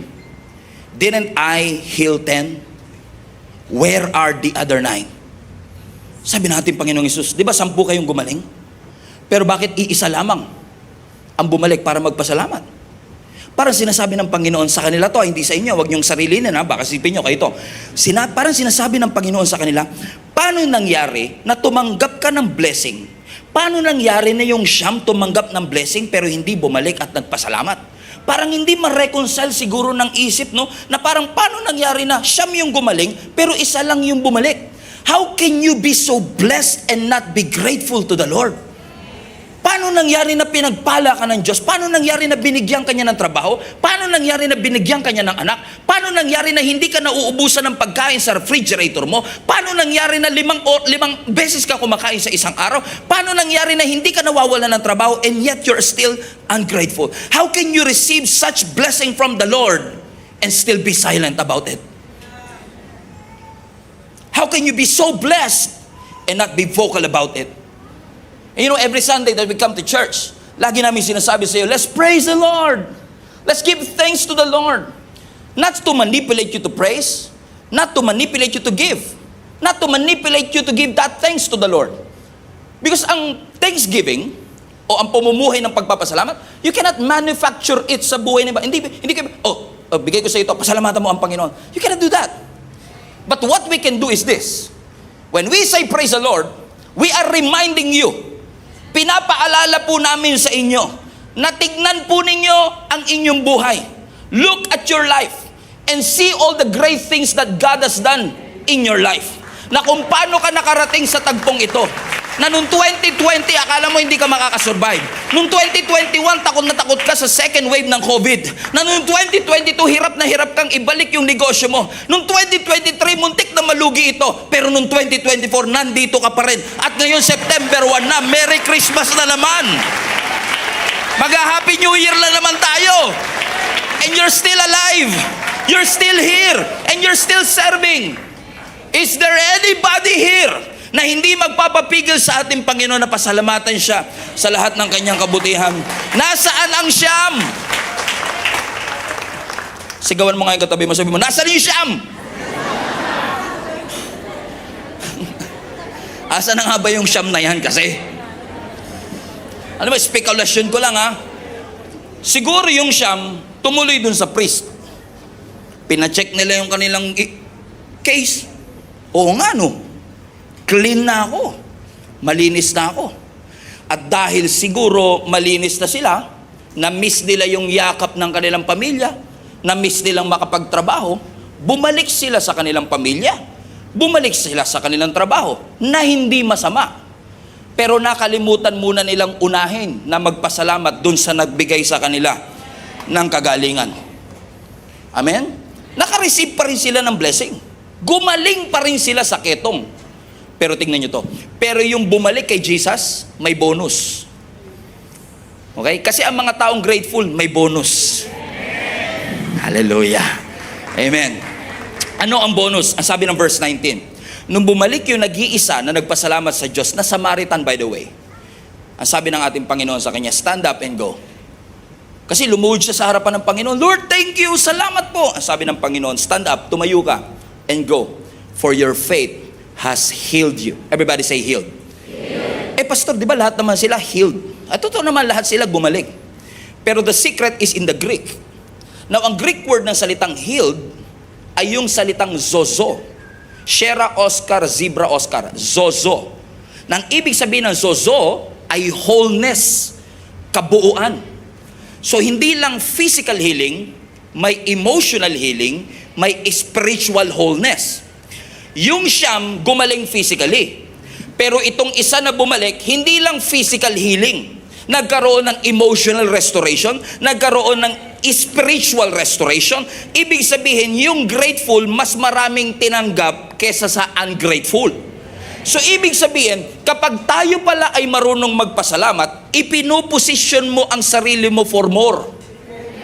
Now, madaling sabihin, I want more. But do you position yourself for more? Kasi every time you give thanks to the Lord and you live a thankful life, you are positioning yourself for more that God has in your life.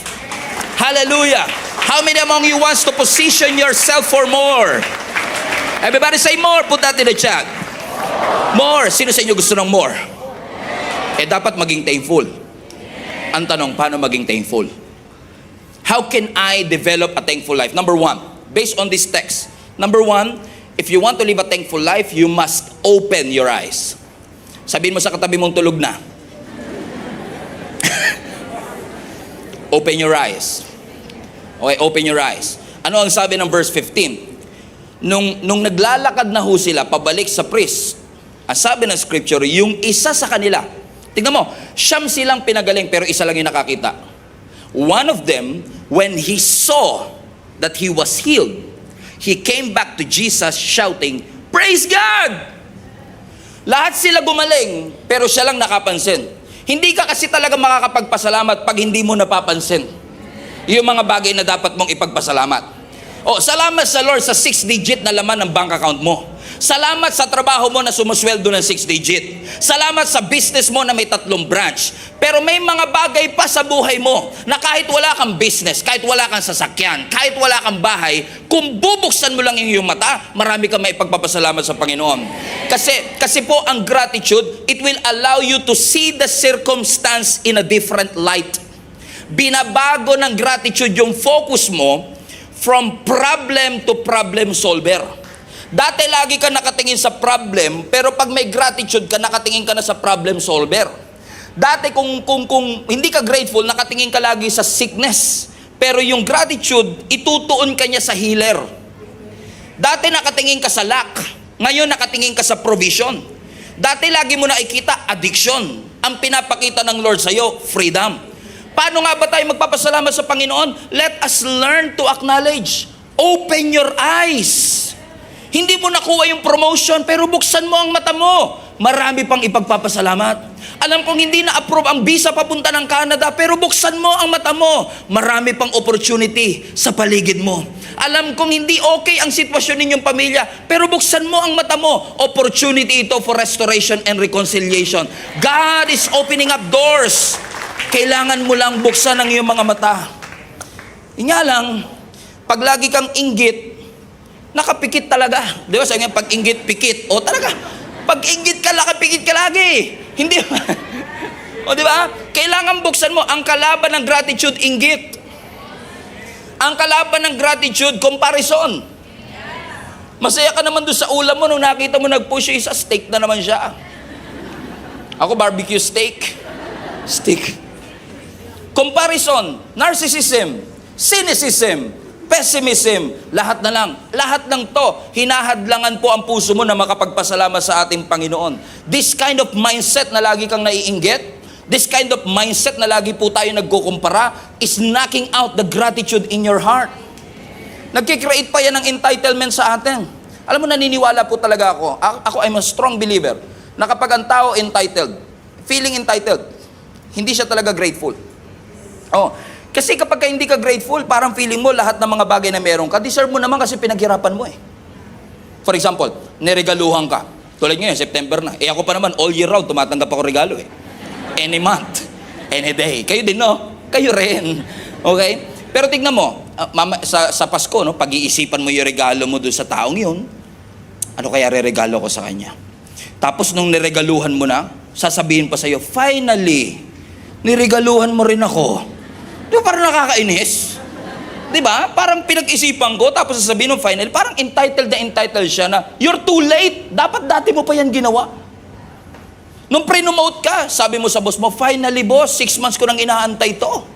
Imbis na maging grateful, pakiramdam niya, 6 months ahead pa dapat nangyari ito sa kanya, at dahil 6 months late, hindi ko na ipagpapasalamat, late na siya eh.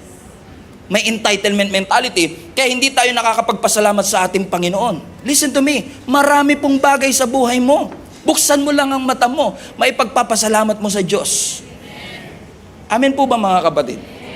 Hindi man aircon yung ating bahay, wala man tayong kotse, Wala man tayong sariling sasakyan. Pero may mga anak po kayo. May nakakain tayo araw-araw. Yung iba nga mayat-maya pa. Hindi lang araw-araw, maya-maya.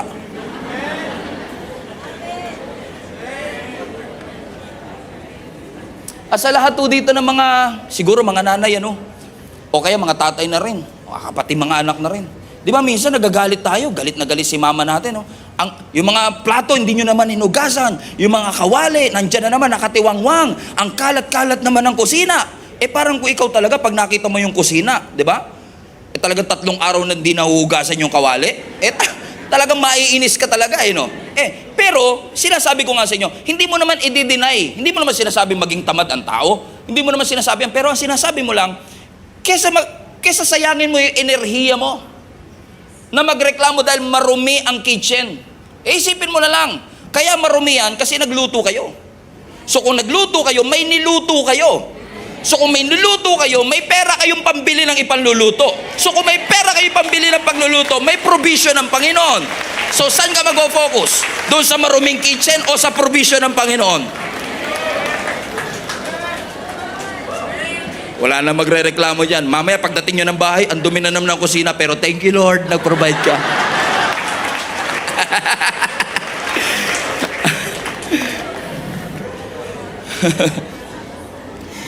Lagi ko na itong ginagamit, pero marami pa rin din nakakarinig nito. Tsaka yung pastor naman paulit-ulit, so gagamitin ko ulit.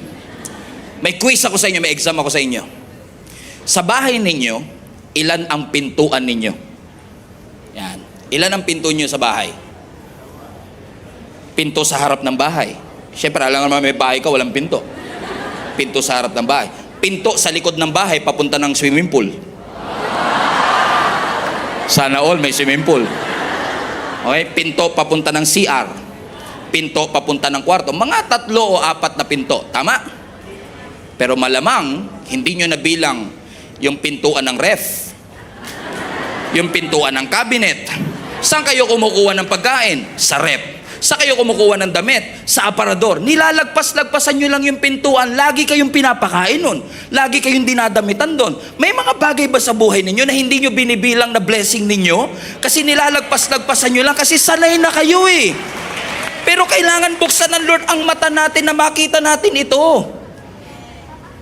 Be thankful. Ito mahirap tanggapin. Matuto po tayong makontento.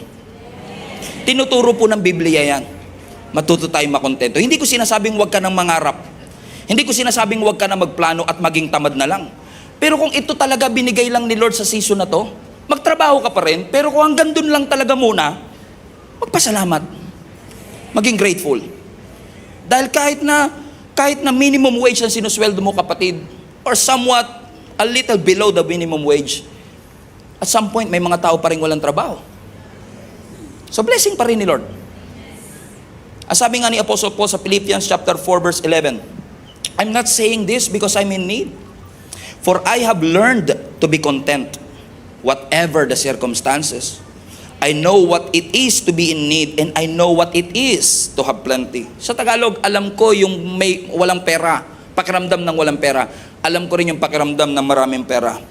But I've learned the secret of being content in every situation, whether well-fed or hungry, whether living in plenty or in want.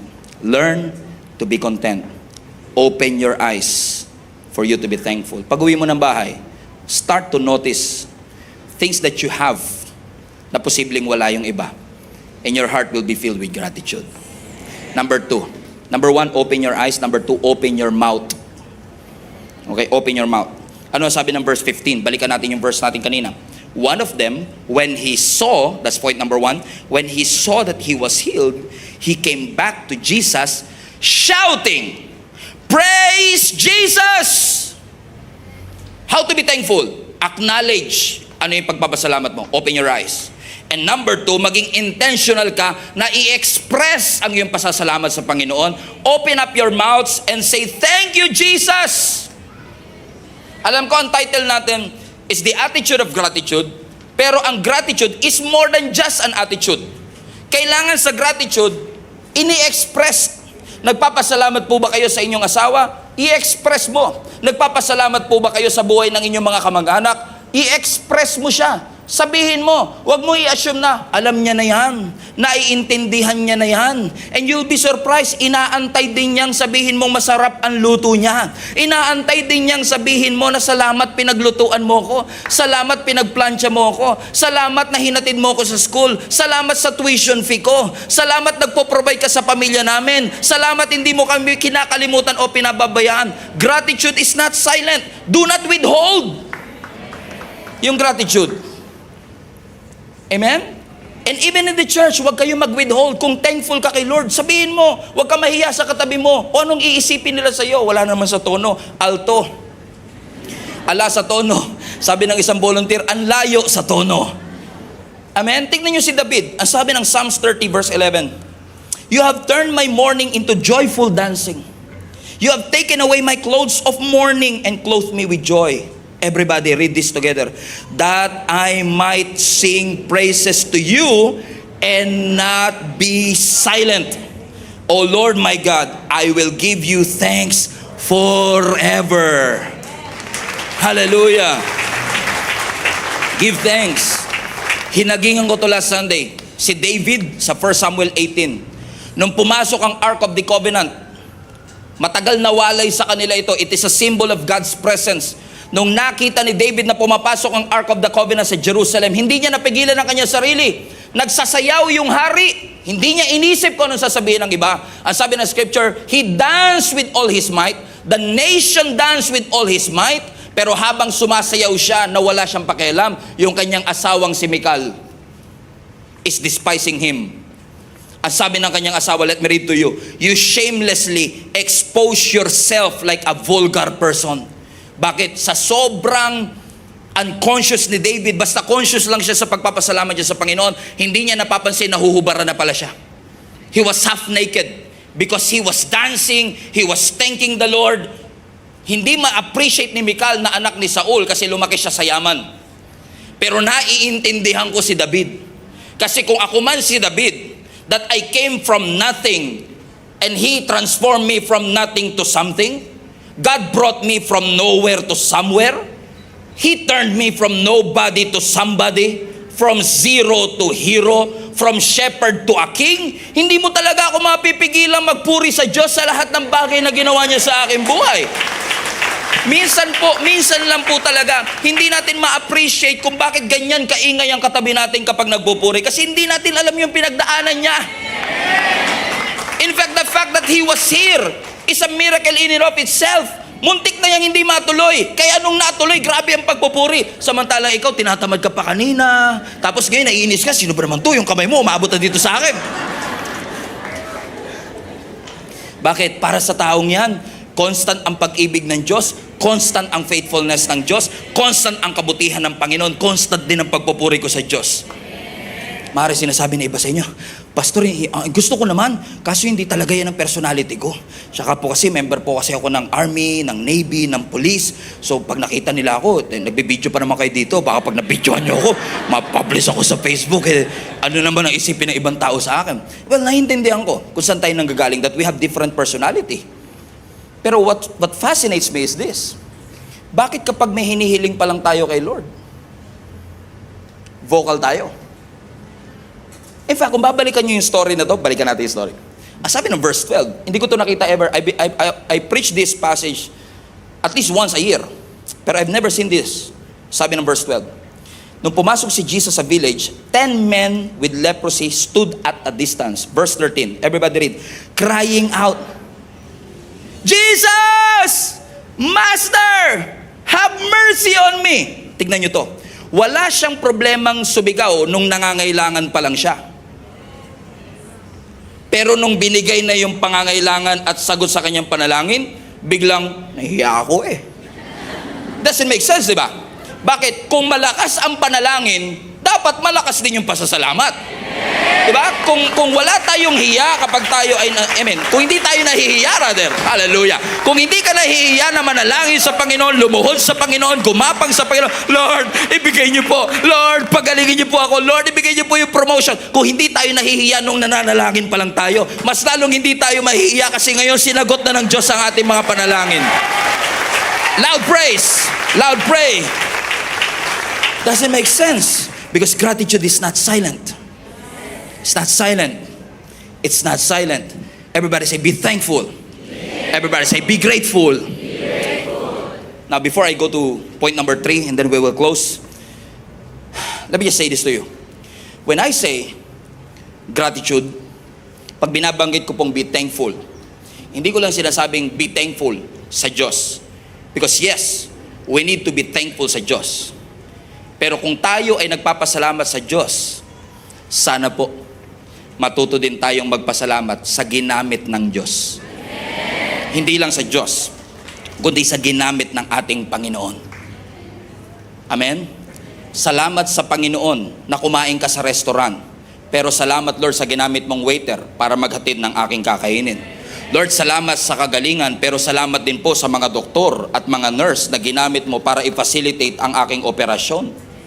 Bakit? Masarap magpasalamat sa Panginoon sa lahat ng blessing na natatanggap natin, pero marunong ba din tayong magpasalamat sa mga taong ginagamit ng Diyos para dalhin sa atin yung blessing na maaaring hindi natin deserve? Tandaan po ninyo ito. Gumamit ang Diyos ng tao para dalhin ka sa kung saan ka man naroroon ngayon. May mga taong nananalangin sa'yo, may mga taong nagme-mentor sa'yo, may mga taong nagli-lead, nagga-guide para ikaw ay mapalapit sa ating Panginoon. May mga leader na nagsakripisyo ng kanilang pamilya, ng kanilang buhay, ng kanilang karir para tulungan kang mapalapit sa ating Panginoon. So let's give a second, mga kapatid, para pasalamatan natin ang mga leaders and volunteers ng ating simbahan for all the incredible things that they've been doing. Sa lahat ng mga volunteers ng ating simbahan who tirelessly working week in and week out to facilitate our Sunday worship experience. When you come to church and when you experience Jesus through this church, salamat sa Diyos. Pero salamat din na bago kayo dumating dito, 6 o'clock in the morning may dumarating na rito para ihanda yung services natin. Para pagdating natin, malinis yung ating worship hall, mabango yung ating worship hall. Yung children's church natin hinahanda, yung upuan pinapantay, yung sound binubuksan, yung graphics hinahanda, yung camera binubuksan. Nag-contribute din po sila para sa bagay na na-experience din po natin. So thank God for what He has done. But thank also for these people na ginamit ng Panginoon para maranasan ko ang kanyang presensya. Amen? Everybody say, be grateful. Everybody say, be thankful. So kung may kilala kang leader o volunteer sa katabi mo, sa paligid mo, sabi mo sa kanya, thank you, maraming salamat. Thank you. Salamat sa Panginoon. Be grateful. And last, and I will close with this. Pinakamaiksi sa lahat ng point. Number 3. Number 1, open your eyes. Number 2, open your mouth. Number 3, bend your knees. Bend your knees. Ang sabi ng verse 16, nung na-receive niya ang blessing, he fell to the ground at Jesus' feet, thanking Him for what He had done. He fell to the ground. That's why I want to challenge you, church. Every time we worship, let us be a worshiping church. And let us worship the Lord in spirit and in truth.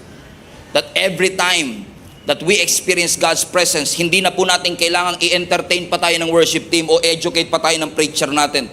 Tayo na mismo magsasabi sa ating sarili, what can I render to the Lord for everything that He has done in my life? Kaya nga mga kapatid, kayo ay akin ding hinihikayat. Wag tayong ma-conscious sa magiging itsura natin kapag tayo nagpapasalamat sa ating Panginoon. Ano ba naman yung lumuhod ako, pinagaling ako sa aking ketong? He fell to the ground and he worshiped the Lord. Why is that? Because it is a sign, it is a symbol of His humility, na kung hindi mo po ginawa sa akin, hindi mangyayari sa akin. Ina-acknowledge niya na may kayang gawin ang Diyos na hindi ko kayang gawin sa sarili ko. At kung may kayang gawin ang Diyos na hindi ko kayang gawin sa sarili ko, ano ba naman yung lumuhod ako sa Panginoon na sabihin ko, maraming salamat Panginoon sa lahat ng iyong kabutihan, sa lahat ng iyong ginawa sa aking buhay. He fell to the ground and worship the Lord. Gia Kamanaba Global Family, guluhin natin yung impyerno. Yung pinadalang ka ng problema, nagpasalamat ka pa. Wala ka ng pamasahe pa uwi, nagte-thank you ka pa. Hindi mo alam kung may mailuluto ka pa bukas, pero nagpapasalamat ka pa sa Panginoon. Akala ni Satan nakaisa siya sa atin, na porket pinadala niya tayo ng problema, hindi na ako magpapasalamat sa Panginoon. Nagkakamali ka. Malilito kayo dyan sa impyerno. Kasi Kasi dyan sa impyerno, ini-expect nyo, magrereklamo ako, iiyak ako, magmumukmuk ako, hihinto ako, susuko ako. No way! I will continue to worship the Lord regardless of the situation that I am in. I will start to be thankful, to give thanks to the Lord, and live thankful to the Lord for all the great things that He has done. Lord, salamat sa aking pamilya. Salamat sa aming simbahan. Salamat sa bubong over my head. Salamat sa pagkain on our tables. Thank you, Lord, for all the doors that you have opened. Thank you, Lord, for all the sickness that you have healed, for all the mountains that you have moved. Let us learn to be grateful and be thankful. You might not see it yet. You might not feel it yet, but you don't have to feel thankful to be thankful. Be thankful even though you don't feel like it. Pag may problema, huwag mong takbuhan. Pag may problema, huwag mong sukuan. Buksan mo mata mo. Ano yung mga bagay na kahit nasa gitna ako ng problema, may pagpapasalamat ko sa Diyos. Pastor, you don't know what I've been through. Nawalan po ako ng nanay. 65 years old lang po siya nung kinuha siya ng Panginoon sa amin. Nakakalungkot, masakit na pangyayari. Pero hindi ho ba? Salamat pa rin sa Diyos. Pinahiram niya sa inyo yung nanay niyo ng 65 years. Salamat pa rin sa Panginoon na sa kabila ng lahat ng sakit na pinagdadaanan niyo, nakukuha niyo pa rin pong umiti.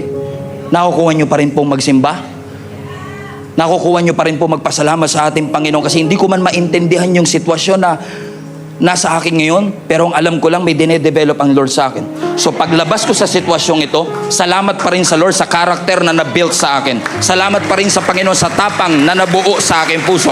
Salamat pa rin sa Diyos sa pananampalataya na hindi nawala sa aking buhay. Kasi ang Diyos ay naging mabuti sa akin mula noon hanggang ngayon. Mula sa simula ng salinlahi hanggang sa ngayon, naging mabuti at tapat ang ating Panginoon. Let us learn, church, to be grateful in all circumstances.